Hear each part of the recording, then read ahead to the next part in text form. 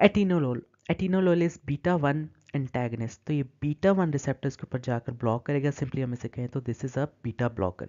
Beta receptors heart के ऊपर होते हैं और किडनी पे होते हैं, तो जब जितने भी बीटा रिसेप्टर्स होंगे वो ब्लॉक हो जाएंगे, एटिनोलोल उन्हें ब्लॉक करेगा, तो उसकी वजह से डिफरेंट इफेक्ट्स आएंगे। इसका मैकेनिज्म ऑफ एक्शन देखते हैं।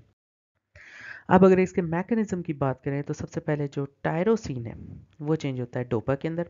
डोपा के ऊपर dopa D carboxylase enzyme act करता है और वो इसको चेंज करता है डोपामीन के अंदर। ये जो डोपामीन है ये वेसिकल्स के अंदर फिलअप होता है।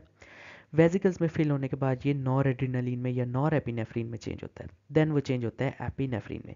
सो एपिनेफ्रीन और नॉर एपिनेफ्रीन या नॉर एड्रीनलिन ये रिलीज होते हैं और डिफरेंट रिसेप्टर्स के ऊपर एक्ट कर सकते हैं। अल्फा वन हो सकता है, अल्फा टू हो सकता है, बीटा वन रिसेप्टर हो सकता है, beta two beta three, different receptors जो है वो एक्ट उनके ऊपर कर सकते हैं। अल्फा रिसेप्टर्स जो होते हैं वो स्मूथ मसल्स में होते हैं और ब्लड वेसल्स में होते हैं और वेजो कंस्ट्रिक्शन कराते हैं। अल्फा टू रिसेप्टर्स जो होते हैं वो नर्व टर्मिनल्स पे होते हैं और उसकी वजह से फीडबैक इनहिबिशन होगी, यानी एपिनेफ्रीन और नॉर एपिनेफ्रीन की जो रिलीज है वो इनहिबिट होगी via alpha two receptors. Beta one receptors को अगर इन्होंने स्टिमुलेट किया तो वो हार्ट और किडनीज में होंगे। अगर हार्ट में होंगे और ये बीटा वन रिसेप्टर स्टिमुलेट हुए हैं तो उसकी वजह से हार्ट की जो कंट्रैक्शन है और हार्ट का जो रेट है वो इंक्रीज होगा। किडनीज में जो होगा वो रेनिन का रिलीज होगा। और अगर जो बीटा टू रिसेप्टर्स हैं वो एक्टिवेट हुए हैं, ये कहाँ हो सकते हैं, ये ब्रोंकाई में हो सकते हैं, ये यूट्रस में हो सकते हैं, तो क्या होगा वहाँ पर डायलेशन होगी, ब्रोंकियल डायलेशन हो सकती है और यूट्राइन मसल्स की रिलैक्सेशन हो सकती है। लेकिन जो हमारा केस है जो एटिनोलोल है दिस इज बीटा ब्लॉकर, ये क्या करता है बीटा वन रिसेप्टर्स को ब्लॉक करता है, जिसकी वजह से नेगेटिव इफेक्ट्स आते हैं। हार्ट रेट जो होता है वो कम हो जाता है, किडनी से जो रेनिन रिलीज है वो भी कम हो जाता है। अब अगर इसको हम देखें तो atenolol is beta blocker, beta receptors को ये ब्लॉक करता है तो ब्लड प्रेशर जो है वो फॉल कर जाता है। ब्लड प्रेशर क्यों फॉल करता है, क्योंकि कार्डियक आउटपुट जो है वो कम हो गई है, रेनिन की जो रिलीज है वो भी कम हो गई है। उसके अलावा सीएनएस मीडिएटेड सिंपैथेटिक एक्टिविटी जितनी है वो भी कम हो गई है। इसके अलावा हम एंजिना में भी ये यूज़ कर सकते हैं बीटा ब्लॉकर्स। एंजिना में आप बीटा ब्लॉकर्स क्यों यूज़ करेंगे, जब भी बीटा ब्लॉकर्स देंगे तो उसकी वजह से हार्ट रेट और हार्ट की जो कंट्रैक्शन की फोर्स है वो डिक्रीज हो जाएगी। उसके साथ साथ और क्या होगा, हार्ट जो है वो स्लो कंट्रैक्ट करेगा, जिसकी वजह से उसकी जो ऑक्सीजन की डिमांड है वो कम हो गई है। तो जो सेकेंडरी इन्फार्क्ट्स के चांसेस है, ठीक है, उनको हम रिड्यूस कर सकते हैं। सो एंजिना में हम बीटा ब्लॉकर्स देते हैं। अगर इसके फार्माकोकाइनेटिक्स की बात करें तो जो एटिनोलोल है this is absorbed orally, half life जो है 4 आवर्स है, it is metabolised by the liver. Atenolol is water soluble, यानी ये सीएनएस के अंदर एंटर हो सकती है और अगर ये सीएनएस के अंदर एंटर हो जाएगी तो उसकी वजह से नाइटमेयर्स जो है वो आ सकते हैं। उसके अलावा एक और ड्रग है ऑक्सप्रिनोलोल, इसकी कुछ सिंपैथोमाइमेटिक एक्टिविटीज़ है, यानी जो हमारे सिंपैथेटिक इफेक्ट्स हैं वो भी शो होने लग जाएंगे, जिसकी वजह से लेस ब्रेडिकार्डिया होगा, less coldness of hand and feet होगी। इसके अलावा क्लिनिकल यूज़ देखें टिनोलोल के तो ये हाइपरटेंशन में यूज़ कर सकते हैं, एंजिना, एंजिना में बीटा ब्लॉकर्स देंगे विच इज़ एटिनोलोल। और इसका क्लिनिकल एक और यूज़ हो सकता है, it is use for the prevention of arrhythmias in MI patient. Toxicity या साइड इफेक्ट्स देखें तो ब्रोंको कंस्ट्रिक्शन, क्योंकि ब्रोंकाई के अंदर भी बीटा रिसेप्टर्स है और अगर वो ब्लॉक हो जाते हैं तो ब्रोंको कंस्ट्रिक्शन हो जाएगी। उसके अलावा पोटेंशियल हार्ट ब्लॉक हो सकता है, हार्ट इतना ज़्यादा स्लो हो जाए कि उसकी जो इम्पल्सेस है वो ही ब्लॉक हो जाए या फिर हार्ट फेलियर हो सकता है।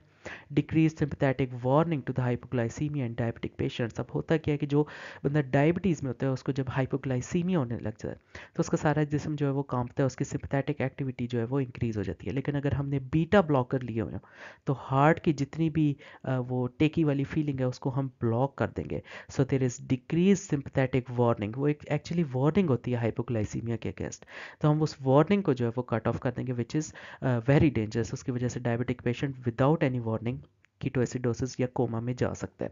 उसके अलावा टॉक्सिसिटी या साइड इफेक्ट्स में क्या आ सकता है, कोल्ड एक्सट्रीमिटीज़, बाजू पैर जो होंगे ठंडे हो सकते हैं और फिटीग हो सकती है।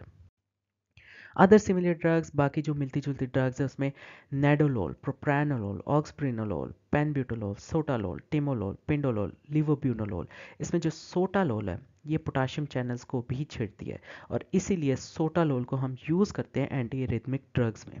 अच्छा, अब ये सारी जितनी ड्रग्स है these are first generation beta blockers, ये सारी फर्स्ट जनरेशन बीटा ब्लॉकर्स हैं।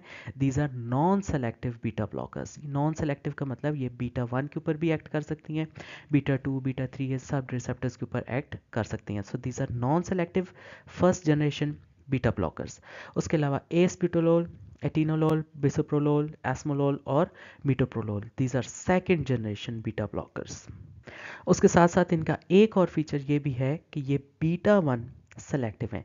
ये सिर्फ बीटा वन रिसेप्टर्स को ब्लॉक करेंगे जो कि हार्ट और किडनीज में होंगे, एसब्यूटोलोल, एटिनोलोल, बिसोप्रोलोल, एस्मोलोल और मीटोप्रोलोल। Then we have third generation beta blockers. These are carvedilol, labetalol और cartilolol. ये जितनी भी थर्ड जनरेशन है, these are vasodilatory. फर्स्ट ये थर्ड जनरेशन है, सेकंड ये vasodilatory है, वेसल्स को डायलेट करेंगी।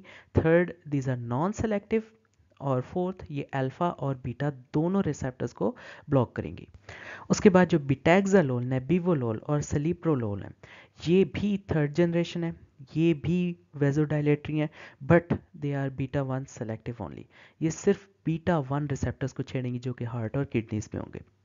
उसके अलावा कुछ और ड्रग्स है, उसमें प्रोप्रानोलोल, लेबिटोलोल, एसब्यूटोलोल, मीटोप्रोलोल और पिंडोलोल। ये ऐसी ड्रग्स हैं इनके अंदर मेम्ब्रेन स्टेबलाइजिंग इफेक्ट है, या जिसे हम कहें लोकल एनेस्थेटिक प्रॉपर्टी है, यानी इनके अप्लाई करने की वजह से साथ साथ एनेस्थीजिया, लोकल एनेस्थीजिया हो जाएगा। उसके अलावा कुछ और ड्रग्स हैं, सेलिप्रोलोल, कार्टियोलोल, पिंडोलोल, एस्बिटोलोल, लेबिटोलोल, पेनब्यूटोलोल और ऑक्सप्रिनोलोल। ये जितनी भी ड्रग्स हैं इनमें सिंपैथोमाइमेटिक एक्टिविटी है। जब इन ड्रग्स को देंगे तो थोड़े थोड़े सिंपैथेटिक जितने भी फीचर्स हैं वो मैनिफेस्ट होने स्टार्ट हो जाएंगे। देन फाइनली तीन और ड्रग्स आते हैं, मिटोप्रोलोल, कार्विडिलोल और लेबिटोलोल। ये जो तीन ड्रग्स हैं, these drugs prolong cardiac life. ठीक है, ये कार्डिक लाइफ को प्रोलॉन्ग करती हैं।